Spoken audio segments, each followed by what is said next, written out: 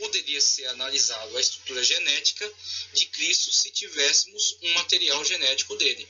Então a questão aí é a seguinte: Jesus foi humano? Jesus foi humano. Jesus não foi um humano pecador.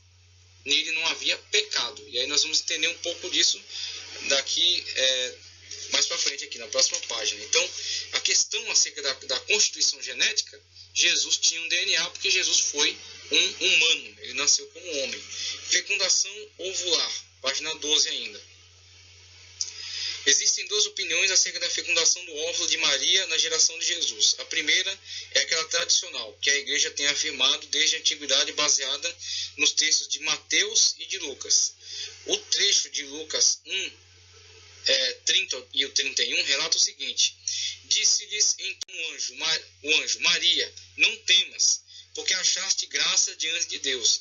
E eis que em teu ventre conceberás e dará à luz um filho, e por-lhe-ás o nome de Jesus. Ainda em Lucas 3, 23, lemos: e o mesmo Jesus começava a ser de quase 30 anos, sendo como se cuidava filho de José, e José de Eli. Então, na sociedade normal da época, olhavam para aquela família constituída e entendiam se Jesus era filho de Maria e de José.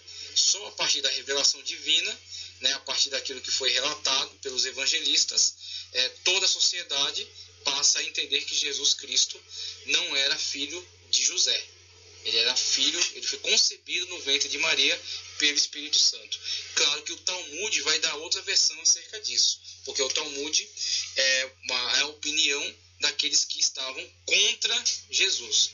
Então eles vão falar de forma desdenhosa acerca disso. Só que isso é tranquilo, porque nós sabemos que eles estavam falando contra Jesus.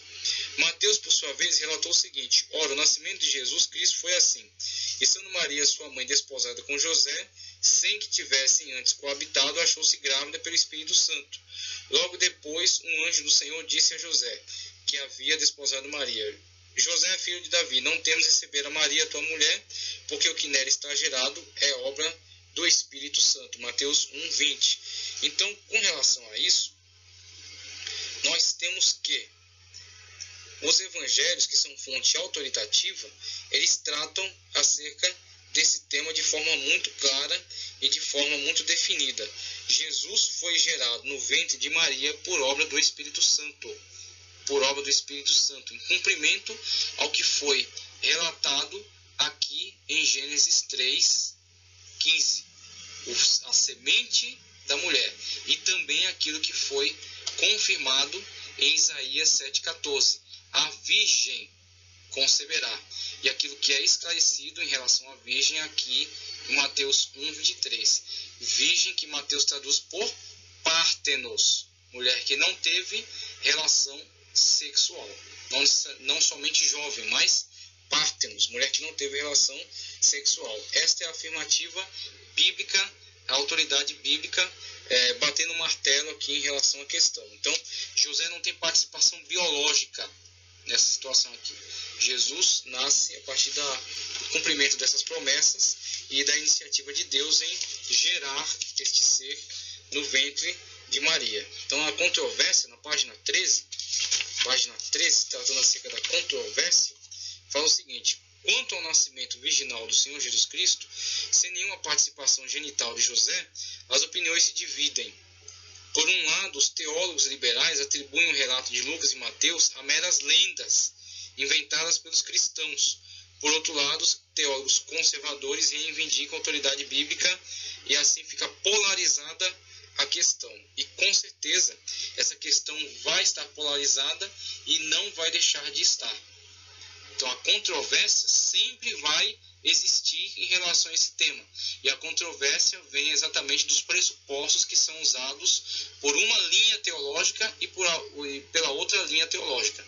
Enquanto uma linha teológica tem a Bíblia Sagrada como única fonte de autoridade, as testemunhas oculares como única fonte de autoridade acerca do assunto, a outra linha teológica, a linha liberal, coloca a Bíblia no mesmo patamar dos apócrifos e da ciência.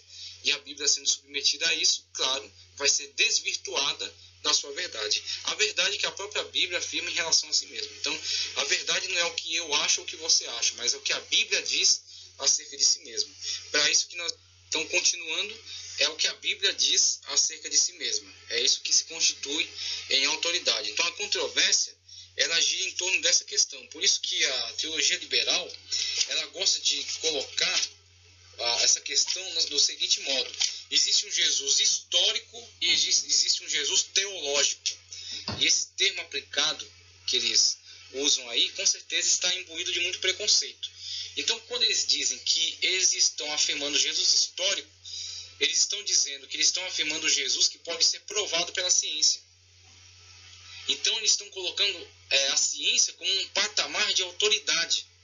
E autoridade que ela extrapola até os seus limites humanos e ela rege, ela diz, ela é aferidora da verdade no mundo espiritual. É esse o problema da teologia liberal. É aí onde mora o erro. É não separar os mundos espiritual e físico. A ciência dentro do mundo físico é autoridade, mas a ciência dentro do mundo espiritual é inútil. O mundo espiritual está além da ciência. Por isso é um mundo espiritual, por isso é um mundo sobrenatural. Um mundo sobrenatural. Então, o Jesus histórico que a teologia liberal diz afirmar é um Jesus, uma construção de ideia acerca de Jesus submetida à ciência. Por isso que é uma falsa ideia acerca de Jesus, e o Jesus histórico não é expresso dessa forma. A teologia, o ponto de vista conservador, como é tratado aqui, ele exatamente usa tanto a questão da autoridade bíblica, essa é a principal questão, a autoridade bíblica, e no fundamento que tem ela na autoridade bíblica é onde a teologia liberal diz que esse Jesus construído pela teologia conservadora, a teologia ortodoxa, é um Jesus teológico. O que eles querem dizer com esse Jesus teológico? Eles dizem que é um Jesus inventado, é um conceito acerca de Jesus, é uma história acerca de Jesus, né? É uma narrativa acerca da concepção virginal de Jesus, construída a fim de atender a interesses teológicos, a interesses de propagar a ideia de um semideus, propagar a ideia de um Deus encarnado. Então, a teologia liberal sempre vai olhar para isso com desdém, sempre vai olhar para isso com desprezo, vai dizer que isso é, na verdade, uma invenção, mas parte sempre dessa deficiência deles, dessa deficiência em não entender e não compreender a verdade bíblica da revelação divina, da autoridade divina, do sobrenatural. Então esse é o conflito, o Jesus histórico e o Jesus teológico, né? Agora, esse conflito só existe na cabeça de uma teologia liberal, né? Desvirtuada, descompromissada com o mundo espiritual e com o mundo sobrenatural. A teologia conservadora, né, a ideia conservadora acerca disso, ela reivindica a autoridade bíblica e a autoridade das testemunhas oculares, que assim interpretaram essa doutrina, que assim se expressaram acerca dessa doutrina. Não haveria porquê nós entendermos que Mateus e Lucas estão desprovidos de autoridade, né, se eles estiveram presentes, né, se eles estiveram próximos ao fato, eles estiveram próximos ao acontecimento, né, e eles fizeram essa afirmação, e essa afirmação trouxe problemas para eles. Essa afirmação não foi de utilidade momentânea, no momento em que fizeram, de utilidade, vamos dizer assim, para crescer, para trazer vantagens a eles, angariar fundos para eles, né, como muitos podem entender. Na verdade, eles tiveram que propagar essa verdade e enfrentar as contrariedades, né, enfrentar os problemas que tiveram com ela, principalmente em relação aos judeus. Em relação ao mundo pagão, não tiveram tanto conflito assim, porque o pagão já tinha na sua mente mitologias de semideuses, então eles nem levantavam a questão. Mas em relação ao judaísmo, eles tiveram muito problema e continuaram a afirmar isso porque isto era verdade, e eles tinham certeza acerca disso. Objeções do conservadorismo: os teólogos conservadores apelam para a autoridade da Bíblia como um todo. Eles perguntam: o Novo Testamento é ou não é uma revelação divina? Então esse é o ponto crucial. Aceitar a autoridade bíblica ou rejeitá-la. Aqueles que rejeitam a autoridade bíblica não tem como rejeitar um pedaço só, o pedaço que não é interessante para ele, um pedaço que é interessante, um pedaço que não é interessante. Mutilar a Bíblia. Ou você aceita a Bíblia como uma fonte de autoridade, como um livro espiritual, ou você a rejeita. E uma vez que você a rejeita, você rejeita muitas coisas importantes. Por exemplo, acerca de Deus, acerca da revelação, acerca da salvação, acerca do Espírito Santo. Todas coisas sobrenaturais relacionadas à autoridade bíblica. Você ou as aceita ou você as rejeita. Pode ter muitas coisas que você não vai entender.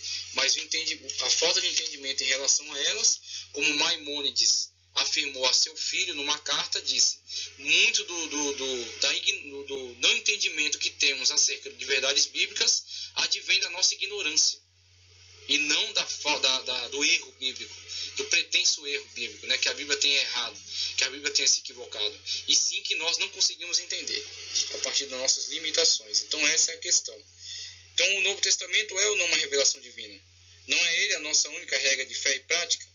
Se respondemos que sim, então temos que acatar o relato de Lucas e Mateus acerca do nascimento virginal de Jesus como sendo verdadeiramente inspirados por Deus,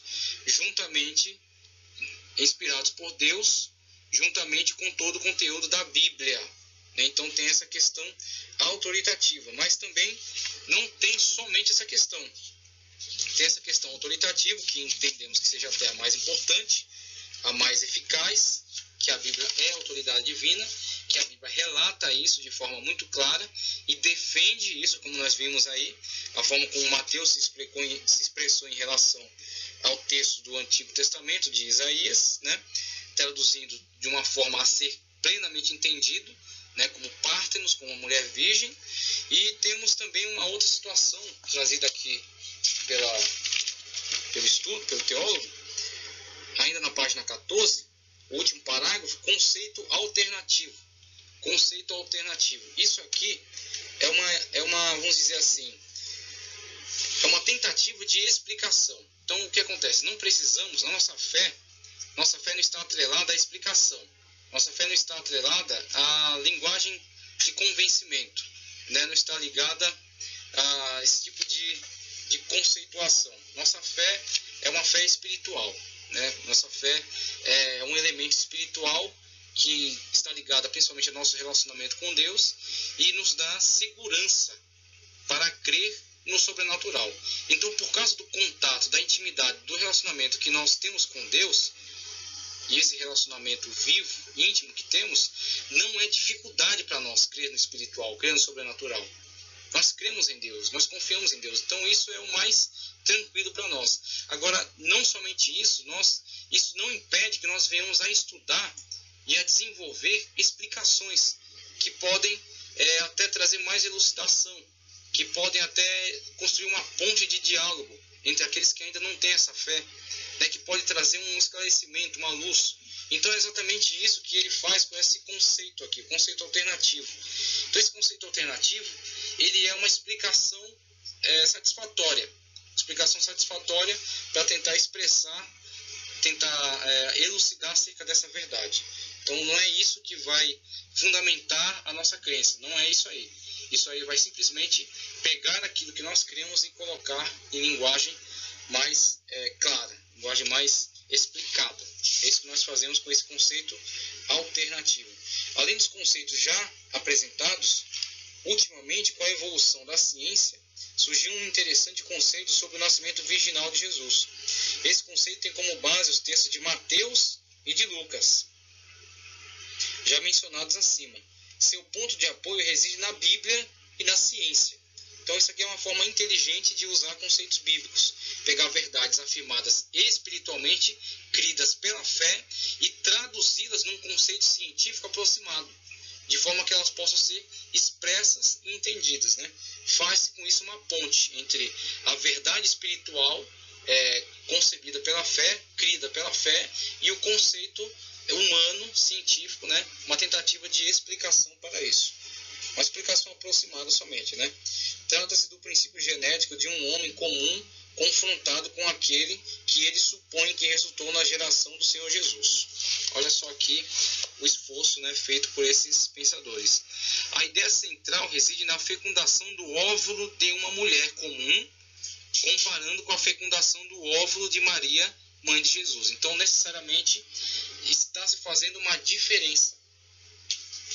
Necessariamente está se fazendo uma diferença entre o grosso da humanidade, né? A humanidade comum, a forma como são concebidos. Isso aqui não tem nada de extraordinário, é expresso pela Bíblia também, que houve uma diferenciação. Jesus foi concebido por obra do Espírito Santo, e a humanidade não é concebida por obra do Espírito Santo. A humanidade é concebida por obra de conjunção carnal, entre um homem e uma mulher. Tranquilo, com relação a isso aqui não há nenhuma dificuldade. Então, esses pensadores, de forma inteligente, vão pegar esses conceitos e vão aplicar ao conceito bíblico e tentar trazer uma explicação satisfatória. Existem dois tipos de fecundação. A iliplasmática, no grego a gente pode entender como hiliplasmática, esse H que nós aplicamos aqui na língua portuguesa, ele é o H de horse, por exemplo, né? De house. Então, aplicando ao grego, ele seria hiliplasmática e bioplasmática. Hiliplasmática e bioplasmática. No caso aqui, o grosso da humanidade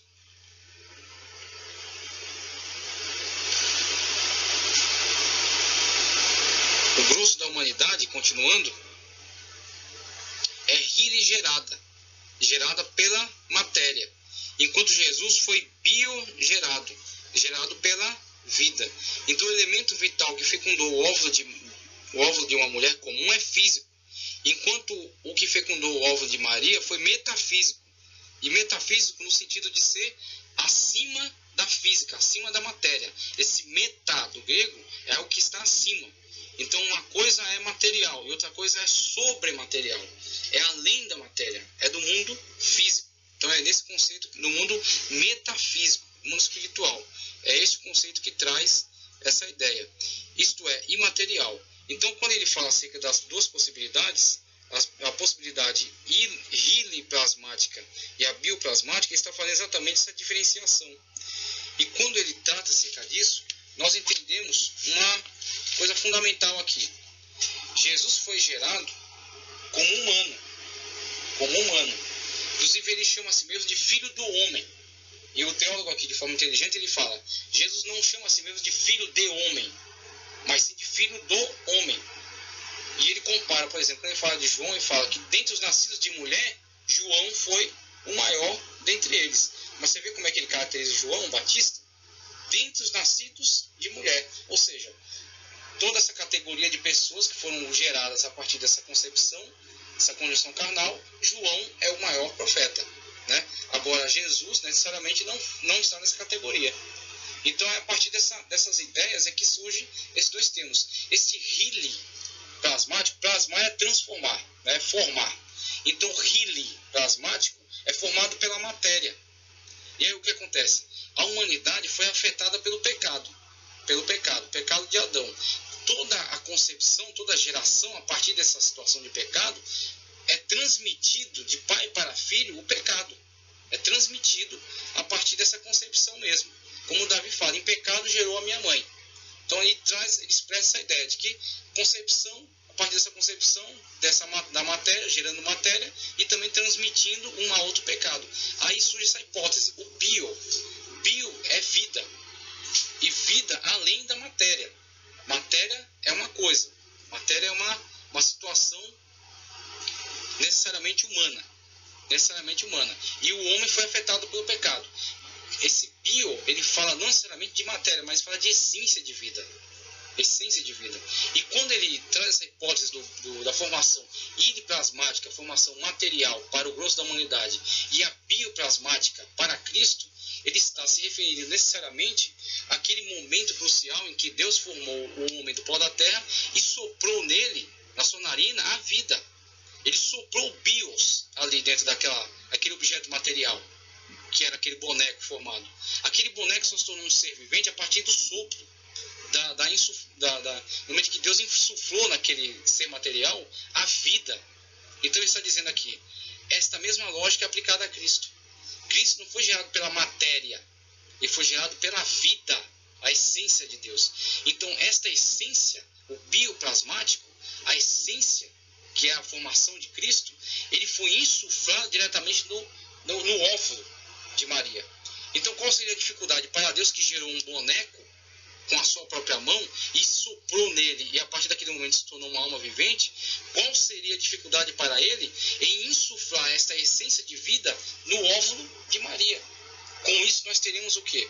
Um homem que não foi criado que não foi criado de forma animal, de forma material, né, de forma gerada em pecado. Nós temos um homem criado a partir daquele padrão de Adão antes do pecado. Aquele homem que foi criado da essência de vida. Por isso que nós temos em outro lugar Paulo falando que Jesus é o novo Adão. No primeiro Adão todos nós caímos. No segundo Adão todos nós somos restaurados. Né? Jesus Cristo é o segundo Adão exatamente porque Jesus restaura aquela ordem na qual Adão foi criado. Adão foi criado sem pecado. Depois pecou. Depois do pecado todos nós somos gerados em pecado.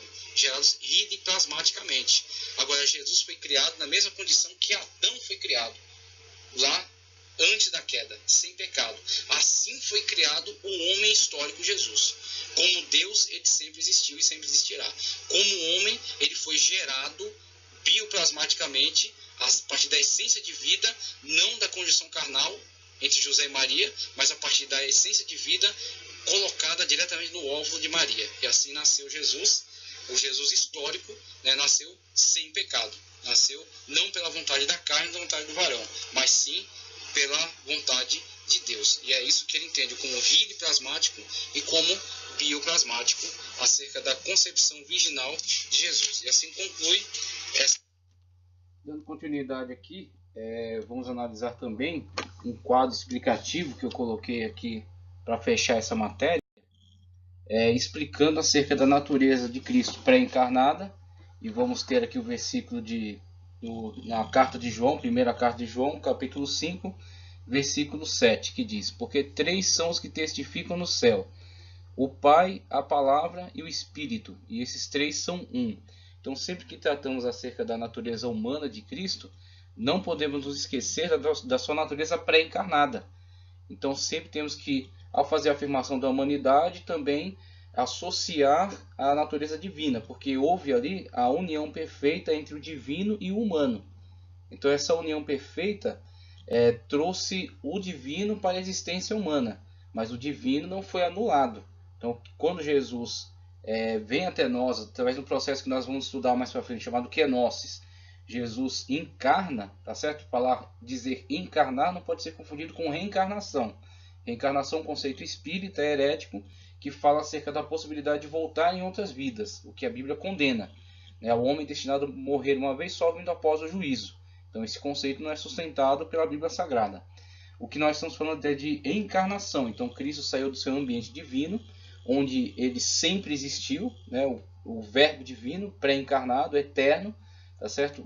A segunda pessoa da Trindade, sai do seu ambiente divino, deixa a sua glória. Então perceba, ele deixa não da sua divindade, a sua deidade.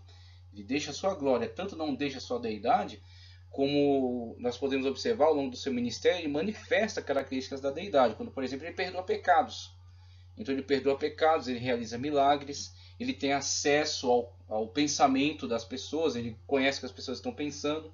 Os fariseus, quando estavam pensando alguma coisa, deliberando na sua mente alguma coisa para atacar Jesus, Jesus já sabia daquilo que eles estavam deliberando, tanto que ele se antecipava e falava: por que arrazoais na vossa mente? Aí eles se surpreendiam com aquilo. Então Jesus, quando faz afirmações que demonstram a sua deidade, por exemplo, diz: antes que houvesse Abraão, eu sou, trazendo uma ideia aí acerca da sua vida pré-encarnada, né?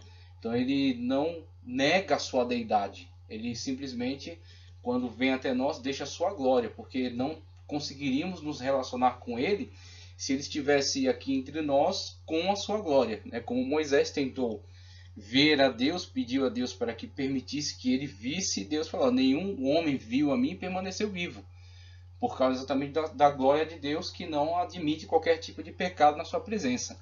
Então o homem pecador não tem condições de estar diante de Deus antes daquilo que será feito por nós, que será a nossa glorificação. Na nossa glorificação, aí estaremos no estado perfeito, estaremos diante de Deus, mas antes disso não é possível. Então Cristo, para que estivesse entre nós, e como João também diz no seu evangelho, para que nós tocássemos na palavra da vida, que é Jesus, a manifestação física do verbo divino, para que isso fosse possível, foi necessário que Cristo deixasse a sua glória. Então ele se despiu da sua glória, mas veio com a sua deidade, e a deidade de Cristo, o verbo divino, uniu-se perfeitamente ao homem histórico, ao Jesus homem, né, que foi gerado no ventre de Maria por obra do Espírito Santo.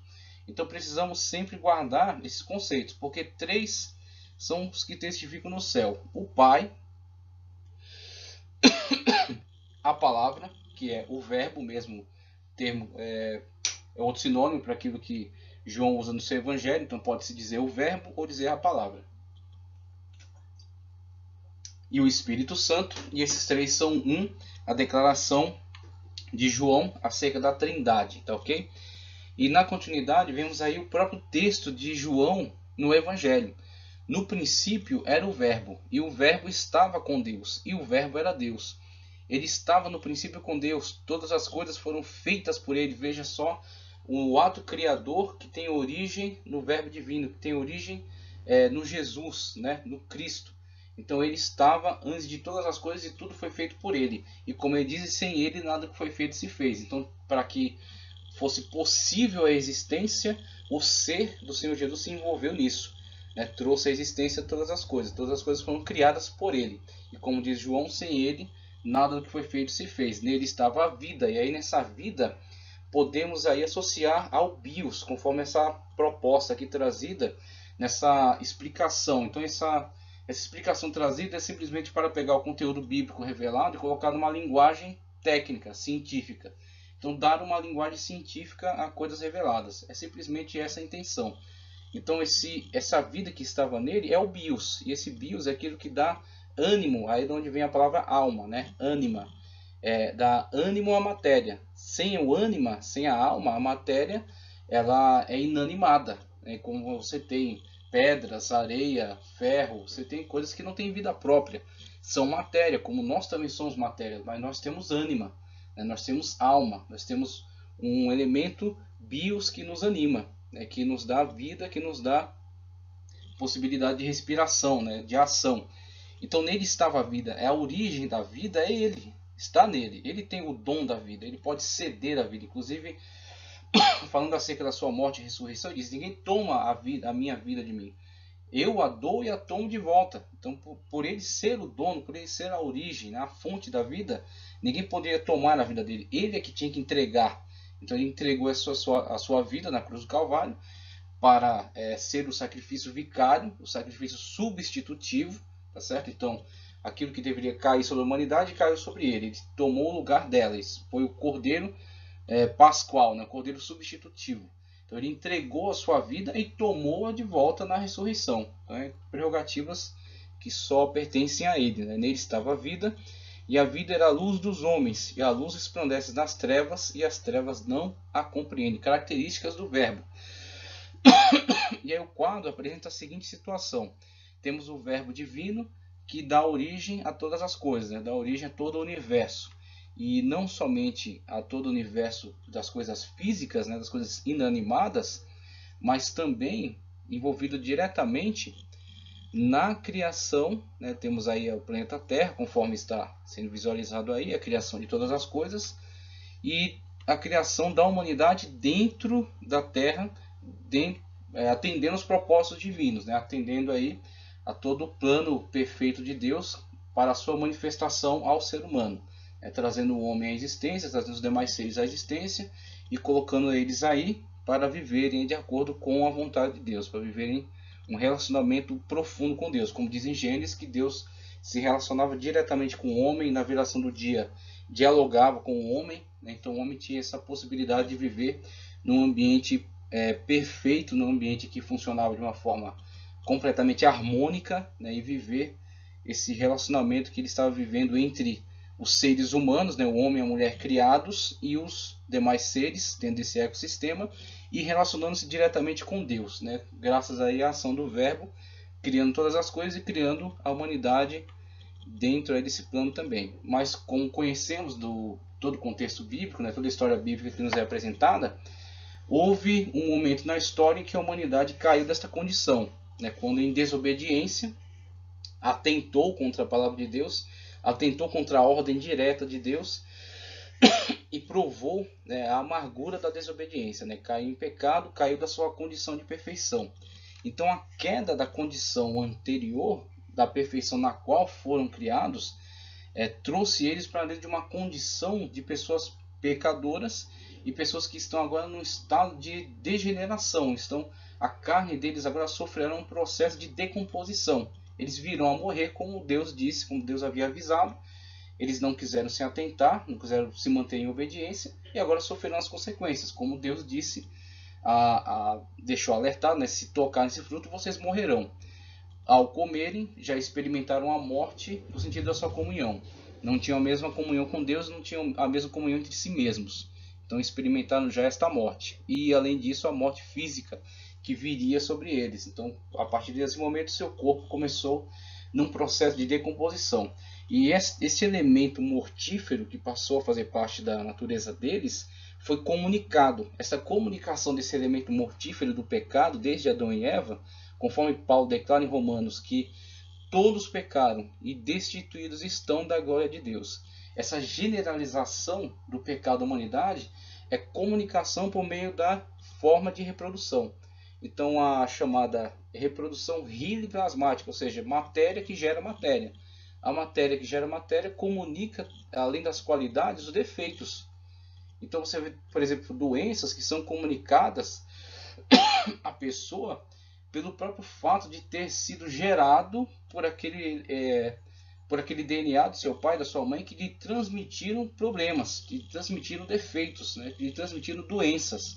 Então isso são alguma das manifestações dessa natureza caída, dessa natureza pecada e desse tipo de reprodução, de matéria gerando matéria. Essa matéria que gera matéria comunica a todo o gênero humano, além da pior doença que o homem possa conhecer, chamada pecado, que o leva à condenação eterna, também comunica alguns efeitos colaterais, né, que se manifestam em diversos tipos de doenças que a pessoa adquire já na sua geração, né, já no ventre materno. Então temos a chamada reprodução riliplasmática, reprodução de matéria gerando matéria. E aí temos que Maria, serva de Deus, ela está dentro desse quadro geral da reprodução riliplasmática. Ela é um ser humano comum, normal, só que ela, como foi escolhida por Deus para essa grande obra, essa grande missão, ela era serva, ela era temente a Deus. Dentro dela foi gerado um ser, que não era fruto da reprodução riliplasmática, que não era fruto da concepção normal humana, da conjunção carnal, né? Era fruto de algo diferenciado, algo especial.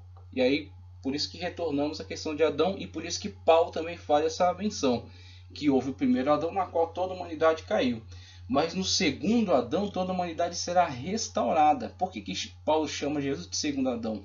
Porque da mesma forma como o primeiro Adão foi criado pela iniciativa divina, que formou o homem do pó da terra e soprou nele, nas suas narinas, o bios, a vida, o ânima, também, e o Jesus histórico, né, o homem Jesus, que tem DNA, que tem constituição humana completa, porque é 100% humano, não misturado com o pecado. Por quê? Porque ele não é fruto da reprodução riliplasmática, não é fruto da matéria que gera matéria.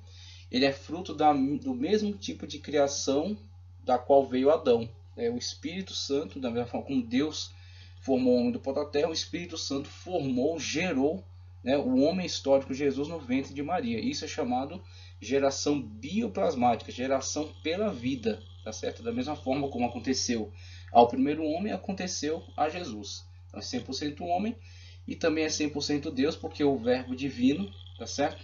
Que agora estará dentro desse corpo humano criado de forma perfeita, bioplasmaticamente, receberá o verbo divino, a associação perfeita, né? O 100% Deus, o verbo divino, unido ao 100% homem, o Jesus humano, o Jesus histórico, tá certo? Esse processo a gente vai estudar de uma forma mais específica para frente, é denominado kenosis, que é o esvaziamento. Esvaziamento, como disse mais atrás, não da sua deidade, mas sim da sua glória. Esvazie-se da sua glória e vem até nós e nasce como homem. É gerado no ventre de Maria e nasce como homem. Como Paulo menciona em Filipenses 2, 6 ao 9. Peguei só a parte B, que embora sendo Deus, falando acerca de Jesus, que embora sendo Deus, não considerou que o ser igual a Deus era algo a que devia apegar-se, mas esvaziou-se a si mesmo, esse esvaziamento chamado kenosis, vindo a ser servo, tornando-se semelhante aos homens, e sendo encontrado na forma humana, humilhou-se a si mesmo e foi obediente até a morte e morte de cruz.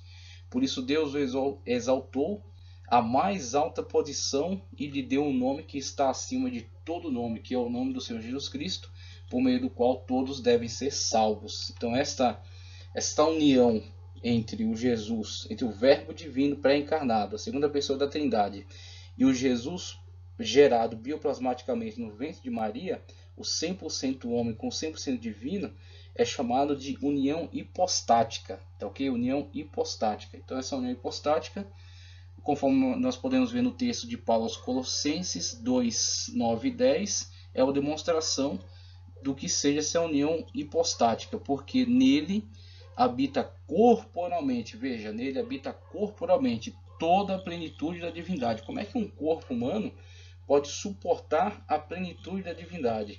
Somente o homem chamado Jesus tem condições de unir o 100% divino com o 100% humano.